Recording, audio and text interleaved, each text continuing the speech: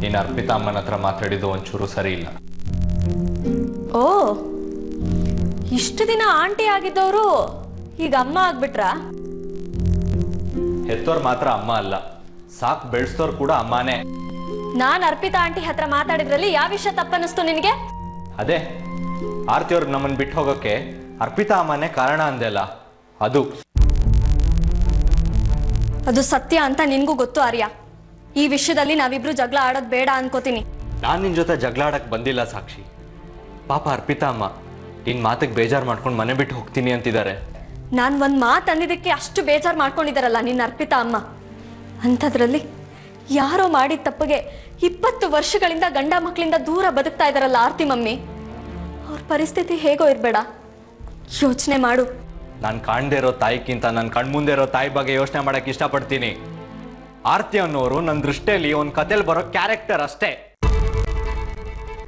ಆದ್ರೆ ಅರ್ಪಿತಾ ಅಮ್ಮ ನಾನು ನೋಡಿದಮ್ಮ, ನನ್ನ ಸಾಕಿ ಬೆಳೆಸಿ ದೊಡ್ಡೋರ್ ಮಾಡಿದಮ್ಮ.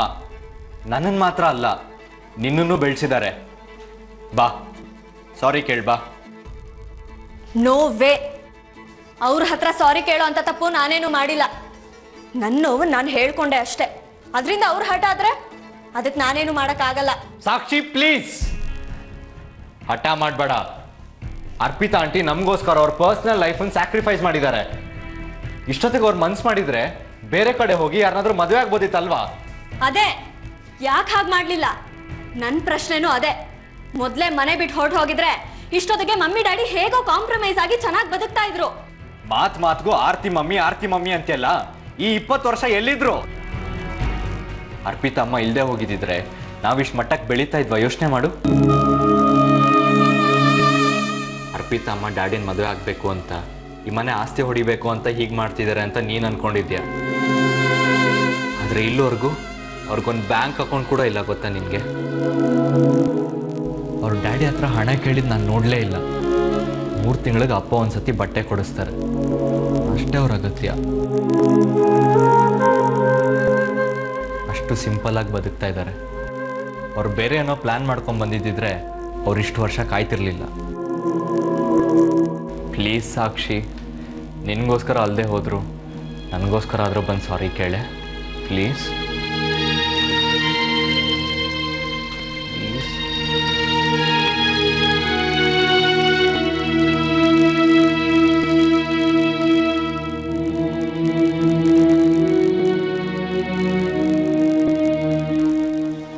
ಅರ್ಪಿತಾ ಆಂಟಿ, ನನ್ನ ಮಾತಿಗೆ ಬೇಜಾರು ಮಾಡಿಕೊಂಡು ಊರಿಗೆ ಹೋಗ್ತಿದ್ದೀರಂತೆ. ನನ್ನ ಮಾತಿಂದ ನಿಮ್ಮ ಮನಸ್ಸಿಗೆ ಬೇಜಾರಾಗಿದ್ರೆ ಐ ಆಮ್ ರಿಯಲಿ ಸಾರಿ. ಪರವಾಗಿಲ್ಲ, ಆದರೆ ಪ್ಲೀಸ್ ಸಾಕ್ಷಿ, ಇನ್ಯಾವತ್ತೂ ಈ ಥರ ಮಾತಾಡಬೇಡ.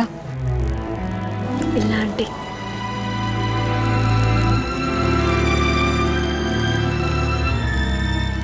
ಅಮ್ಮ, ಸಾಕ್ಷಿ ಸಾರಿ ಕೇಳಿದಾಯ್ತು, ಇನ್ಮೇಲಾದರೂ ಡಿಸಿಷನ್ ಚೇಂಜ್ ಮಾಡ್ಕೋ. ನಾನೆಲ್ಲೂ ಹೋಗಲ್ಲ, ಸರಿನಾ? Thank you Muddamma.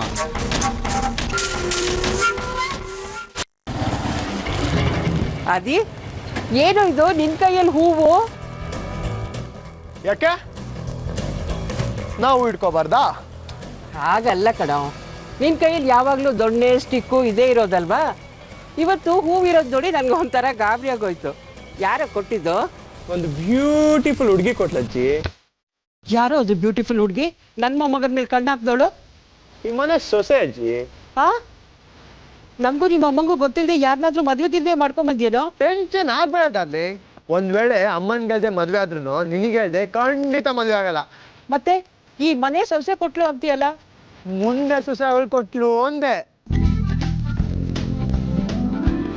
ಏ ಕಳ್ಳ, ಕೆಲಸ ಸಿಕ್ಕಿ ಇನ್ನು 1 ತಿಂಗಳು ಕೂಡ ಆಗಿಲ್ಲ, ಆಗ್ಲೇ ಒಬ್ಳು ಹುಡುಗಿ ನಿನ್ನ ಲವ್ ಮಾಡಕ್ ಸ್ಟಾರ್ಟ್ ಮಾಡಿದಾಳ. ಯಾರವಳು? ಎಲ್ಲಿದ್ದಾಳೆ? ಏನ್ ಮಾಡ್ಕೊಂಡಿದ್ದಾಳೆ? ಎಲ್ಲಿದೆ ಅವ್ರ ಮನೆ? ಸ್ವಲ್ಪ ಸ್ಲೋ ಆಗಿ ಕೇಳು ಡಾರ್ಲಿಂಗ್, ನನಗಿನ್ನೂ ಅವಳ ಹೆಸರೇನು ಅಂತಾನೆ ಗೊತ್ತಿಲ್ಲ. ಏನೋ ನೀನು ಈ ಮನೆ ಸೊಸೆ ಆಗೋಳು ಅಂತೀಯ, ಹೂ ಕೊಟ್ಲು ಅಂತೀಯ, ಹೆಸರು ಗೊತ್ತಿಲ್ಲ ಅಂತೀಯ. ಏನ್ ಕತೆನೋ ನಿಂದು? ಅದೇ ನಂಗೂ ಅರ್ಥ ಆಗ್ತಿಲ್ಲ ಡಾರ್ಲಿಂಗ್. ಒಂದು ಬ್ಯೂಟಿಫುಲ್ ಹುಡುಗಿ ದಿನಾ ಕಾರಲ್ಲಿ ಬಂದು ಐ ಲವ್ ಯು ಅಂತಾಳೆ, ತಲೆಲೆಲ್ಲ ಹುಳ ಬಿಡ್ತಾಳೆ. ಇವತ್ತು ಬಂದು ಬೊಕ್ಕೆ ಕೊಟ್ಟೋದ್ಲು. ಅವಳು ಯಾರೋ ಏನೋ ಎಲ್ಲಿದ್ದಾಳೋ ಒಂದೂ ಗೊತ್ತಿಲ್ಲ. ಆದ್ರೆ ಒಂದಂತೂ ಗ್ಯಾರಂಟಿ ಡಾರ್ಲಿಂಗ್, ನಾ ಮದ್ವೆ ಅಂತ ಆದ್ರೆ ಅವಳನ್ನೇ, ಇಲ್ಲ ಅಂದ್ರೆ ಜೀವನ ಪರ್ಯಂತ ಅವಳ ನೆನಪಲ್ಲೇ ಇದ್ಬಿಡ್ತೀನಿ. I love you.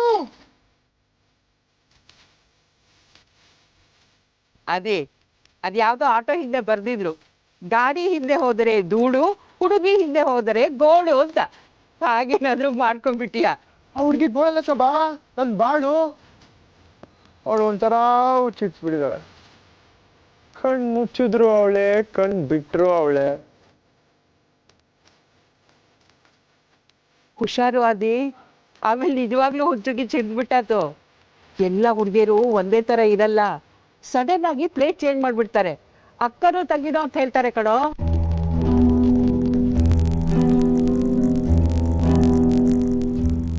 ಅದೇ ಯಾಕೋ, ಏನಾಯ್ತು? ಏನಿಲ್ಲ ಶೋಭಾ, ಅಕ್ಕ ತಂಗಿ ಅಂದ್ಯಲ್ಲ, ಸಾಕ್ಷಿ ನೆನಪಾದ್ರು. ನಾಳೆ ರಕ್ಷಾಬಂಧನ, 20 ವರ್ಷ ಆಯ್ತು ಸಾಕ್ಷಿ ನಂಗೆ ರಾಖಿ ಕಟ್ಟಿ. ಅದು ನೆನಪಂತು. ಅಮ್ಮ ಇಲ್ಲಿ ಒಂದು ನಿಮಿಷ ಇಟ್ಟು ಬಂದೆ ಬಂದೆ ಬಂದೆ ಬಂದೆ.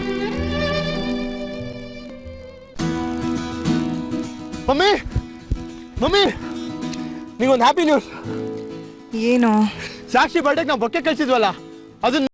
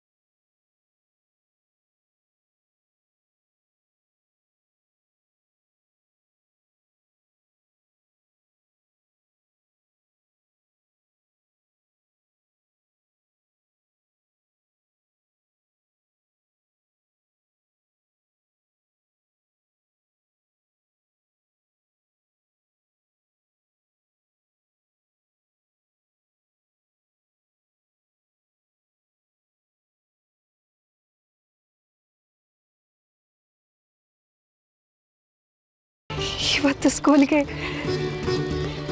ನಿಮ್ಮಪ್ಪ ಬಂದಿದ್ರು ಕಣೋ. ಇನ್ನು ಶಶಾಂಕಪ್ಪ ಬಂದಿದ್ರಾ?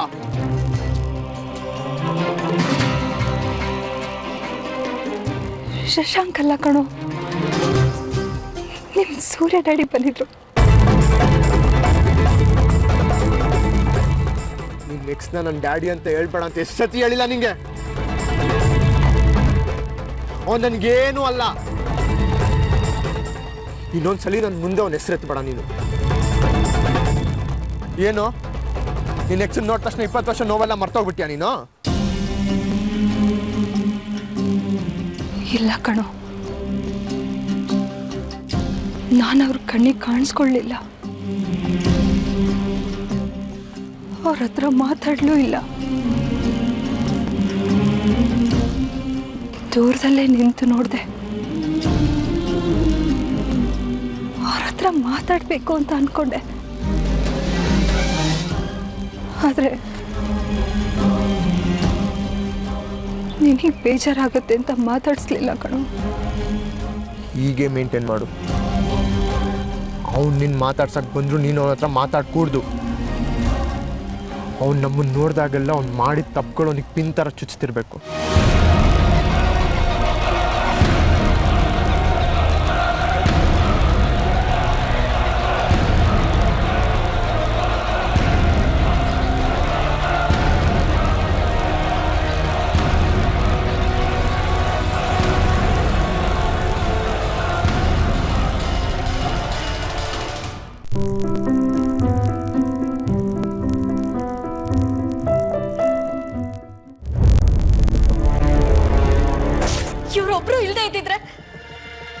ಯಾರು ಬೇರೆ ಆಗ್ತಿರ್ಲಿಲ್ಲ. ಎಲ್ರೂ ಒಟ್ಟಿಗೆ ಚೆನ್ನಾಗಿರ್ತಿದ್ವಿ.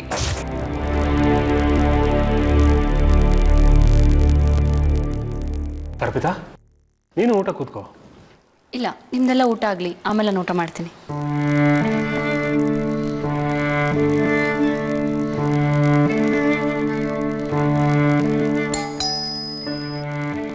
ನಾನು ನೋಡ್ತೀನಿ. ಮೇಡಮ್, ಸ್ಮಾರ್ಟ್ ಸ್ಕೂಲಿಂದ ಸಾಕ್ಷಿ ಅವ್ರಿಗೆ ಬೊಕ್ಕೆ ಕಳಿಸಿದ್ದಾರೆ.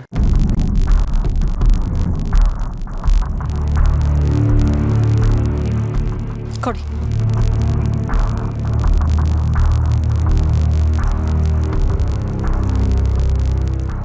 ನಿನ್ನ ಹಳೆ ಸ್ಕೂಲಿಂದ ನಿಂಗೋಸ್ಕರ ಕೊಟ್ಟು ಕಳಿಸಿದ್ದಾರೆ.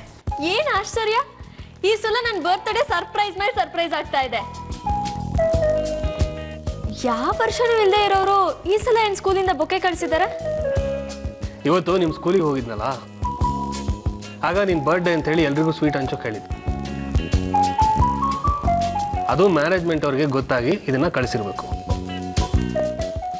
ಹೌದು ಹೌದು, ಎಷ್ಟೇ ಆದ್ರೂ ನೀನ್ MLA ಸೂರ್ಯ ಅವ್ರ ಮಗಳು ಸಾಕ್ಷಿ ಅಲ್ವಾ?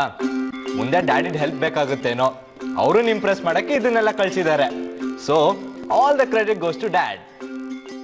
ನಮ್ಮಪ್ಪ MLA ಅನ್ನೋ ಕಾರಣಕ್ಕೆ ಈ ಬೊಕ್ಕೆ ಕಳಿಸಿದ್ರೆ ನನ್ಗೆ ಈ ಬೊಕ್ಕೆ ಬೇಡವೇ ಬೇಡ.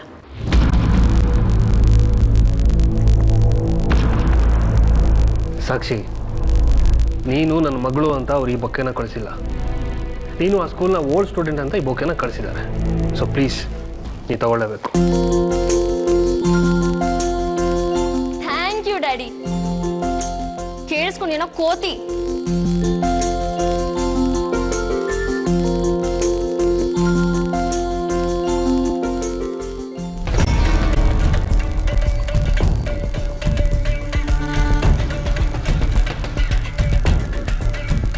ಅರ್ಪಿತಾ,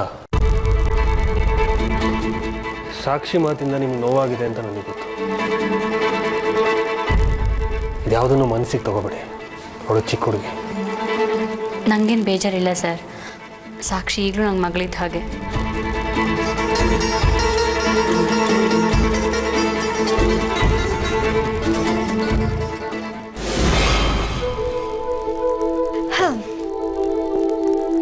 ಮ್ಯಾನೇಜ್ಮೆಂಟ್ನವರು ಅಂದ್ರೆ ಯಾರು?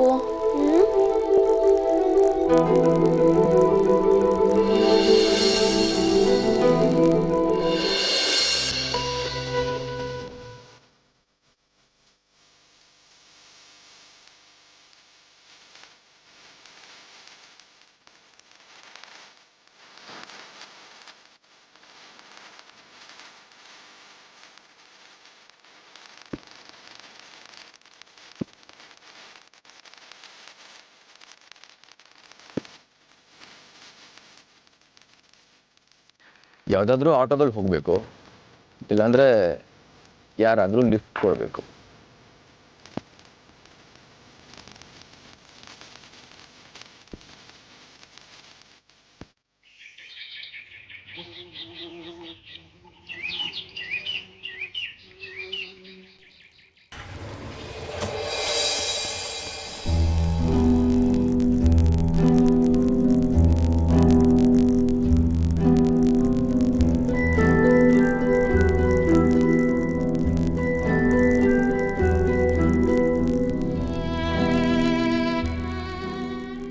ಆದಿತ್ಯ,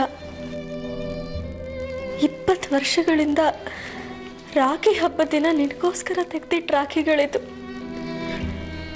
ಇದು 95ನೇ ಇಸ್ವಿದು. ನೀನು ಆರ್ತಿ ಅಮ್ಮ ನಮ್ಮನ್ನು ಬಿಟ್ಟು ಹೋಗಿದ ವರ್ಷದ್ದು.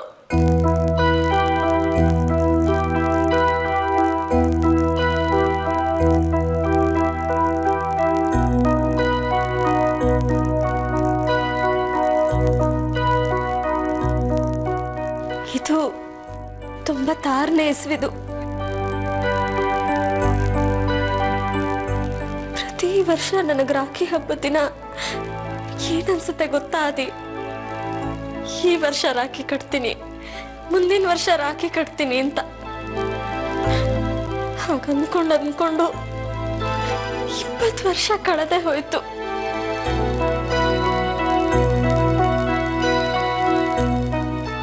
ಇದು ಈ ಈ ವರ್ಷದ ರಾಖಿ.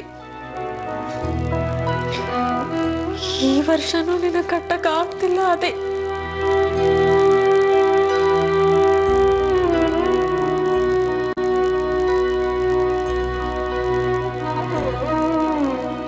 ಸಾಕ್ಷಿ, ರಾಖಿ ಹಬ್ಬದ ದಿವಸ ನಿನ್ನ ಕೈಲಿ ರಾಖಿ ಕಟ್ಟಿಸ್ಕೊಂಡು ನಿನಗೆ ಎಲ್ಲ ಗಿಫ್ಟ್ಗಳನ್ನ ಕೊಡಬೇಕಂತ 20 ವರ್ಷದಿಂದ ನಿನಗೋಸ್ಕರ ಈ ಗಿಫ್ಟ್ಗಳನ್ನೆಲ್ಲ ತಂದಿಟ್ಟಿದ್ದೀನಿ.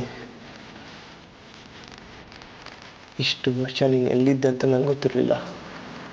ಆದರೆ 20ನೇ ವರ್ಷ ನೀನು ಎಲ್ಲಿದ್ದೆ ಅಂತ ನಂಗೆ ಗೊತ್ತಾಯಿತು. ಆದರೆ ನಾನು ನಿನ್ನ ಹತ್ರ ಬಂದು ನಾನೇ ನಿಮ್ಮಣ್ಣ ಆದಿತ್ಯ ರಾಖಿ ಕಟ್ಟು ಅಂತ ಹೇಳ್ಕೊಳಕ್ಕೆ ಸಾಧ್ಯ ಆಗ್ತಿಲ್ಲ ಸಾಕ್ಷಿ. ಯಾಕಂದರೆ ಅಲ್ಲಿ ನನಗಿಷ್ಟ ಇಲ್ದಿರೋ ನಿಮ್ಮಪ್ಪ ಸೂರ್ಯನ ಮುಖ ನೋಡ್ಬೇಕಾಗತ್ತೆ, ಆರ್ಯನ ಮುಖ ನೋಡ್ಬೇಕಾಗತ್ತೆ, ಆ ಕೆಟ್ಟು ಹೆಂಗಸ ಅರ್ಪಿತದ ಮುಖ ನೋಡ್ಬೇಕಾಗತ್ತೆ. ಅದು ನನಗೆ ಸ್ವಲ್ಪನೂ ಇಷ್ಟ ಇಲ್ಲ. ಆದಿತ್ಯ, ಈ ವರ್ಷನೂ ನಿನಗೆ ರಾಖಿ ಕಟ್ಟಕ್ಕಾಗಲಿಲ್ಲ ಕಣೋ. ಆದರೆ ಈ ಸಲ ನಾನು ಈ ರಾಖಿನ ಕವರ್ನಲ್ಲಿ ಹಾಕೆತ್ತಿಡಲ್ಲ. ನಿನ್ನ ನೆನಪಿಗೆ ಈ ರಾಖಿನ ಬೇರೆ ಯಾರಿಗಾದ್ರೂ ಕಟ್ತೀನಿ. ನಿನ್ನ ಥರನೇ ಇರೋರು ಯಾರಾದರೂ ಪರಿಚಯ ಇರೋರಿಗೆ.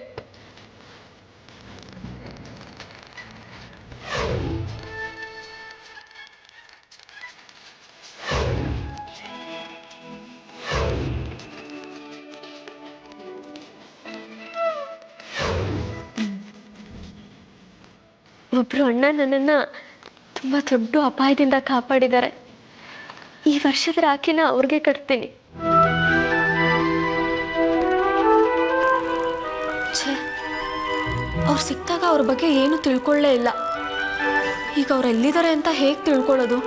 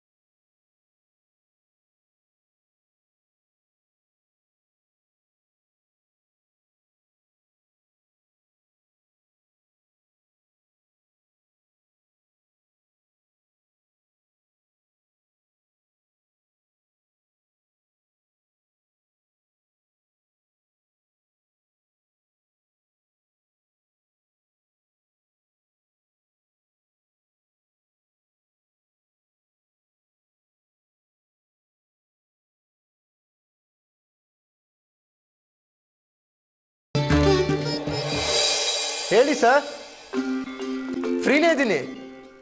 ನೀವೇನು ಹೇಳ್ತೀರೋ ಅದನ್ನು ಮಾಡೋದೇ ನನ್ನ ಕೆಲಸ.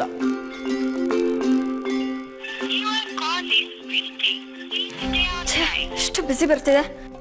ಆಗಲಿ ಸರ್, ಸಂಜೆ 4 ಗಂಟೆಗೆ ಶಾರ್ಪಾಗಿ ನಿಮ್ಮ ಆಫೀಸ್ ಮುಂದೆ ನಿಂತಿರ್ತೀನಿ. ಪರವಾಗಿಲ್ಲ ಸರ್, ಕೆಲಸ ಮುಗಿಯೋದು ರಾತ್ರಿ 10 ಗಂಟೆ ಆಗಲಿ, ನೋ ಪ್ರಾಬ್ಲಮ್. ಏನಿದು ಕಂಟಿನ್ಯೂಸ್ ಆಗಿ ಬಿಸಿ ಬರ್ತಾ ಇದೆ? ಅಬ್ಬಾ, ಎಷ್ಟು ರಿಚ್ ಪಾರ್ಟಿ ಚಿದಂಬರಂ, ಆದ್ರೂ ಕೆಲಸರ ಹತ್ರ ಎಷ್ಟು ಸಾಫ್ಟ್ ಆಗಿ ಮಾತಾಡ್ತಾನೆ.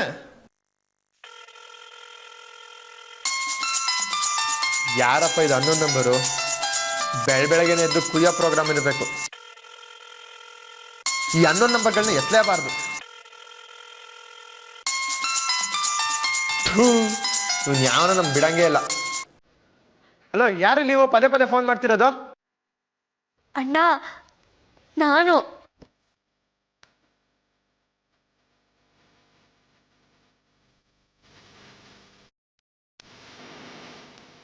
ಅಣ್ಣ. ಹೇಳಿ ಸಾಕ್ಷಿ ಅವರೇ. ಅಣ್ಣ, ನಾನೇ ಫೋನ್ ಮಾಡಿದ್ದು ಅಂತ ಅಷ್ಟು ಕರೆಕ್ಟಾಗಿ ಹೇಗೆ ಕಂಡು ಹಿಡಿದ್ರಿ? ಇಡೀ ಪ್ರಪಂಚದಲ್ಲಿ ಅಣ್ಣ ಅಂತ ಕರೆಯೋರು ನೀವೊಬ್ಬರೇ ಕಣ್ರಿ, ಅದಕ್ಕೆ ಕಂಡಿಡ್ದೆ. ನನ್ನ ನಂಬರ್ ಹೇಗ್ರಿ ಸಿಕ್ತು ನಿಮಗೆ? ಅಯ್ಯೋ ಅದು ಬಿಡಿ, ಹೇಗೋ ಸಿಕ್ತು. ನಾನು ಫೋನ್ ಮಾಡಿದ ವಿಷಯ ಏನಂದ್ರೆ, ಇವತ್ತು ರಾಖಿ ಹಬ್ಬ.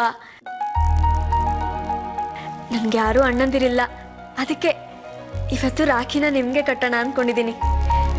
ಫ್ರೀ ಆದ್ರೆ ಸಿಗ್ತೀರಾ? ಖಂಡಿತ ಬರ್ತೀನಿ ಸಾಕ್ಷಿ ಅವರೇ. ಎಲ್ಲಿಗೆ ಬರಲಿ? ಇನ್ನು ಅರ್ಧ ಗಂಟೆಯಲ್ಲಿ ನಮ್ಮ ಕಾಲೇಜ್ ಹತ್ರ ಪಾರ್ಕ್ ರೋಡ್ ಇದೆಯಲ್ಲ, ಅಲ್ಲಿಗೆ ಬರ್ತೀರಾ? ಓಕೆ, ತಕ್ಷಣ ಹೊಟ್ಟೆ. ಇನ್ನು 1/4 ಗಂಟೆಲಿ ಅಲ್ಲಿರ್ತೀನಿ. ಓಕೆನಾ? ಓಕೆ ಅಣ್ಣ.